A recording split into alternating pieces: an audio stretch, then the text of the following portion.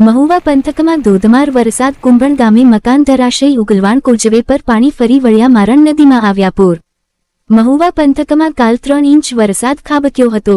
મોડી રાત્રે ધોધમાર વરસાદ વરસતા ઠેર ઠેર નદીઓ વોંકળા નહેરામાં પાણી આવ્યા હતા.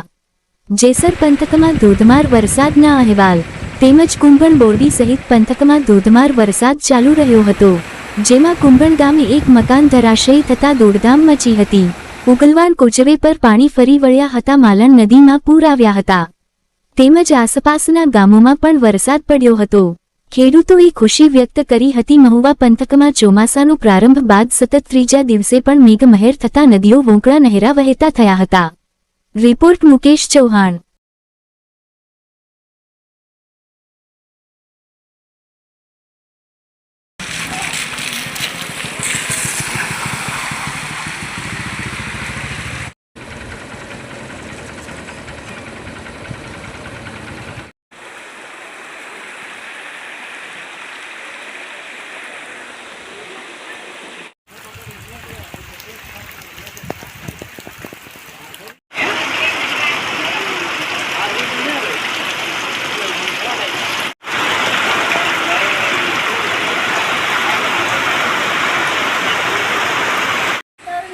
Hãy subscribe cho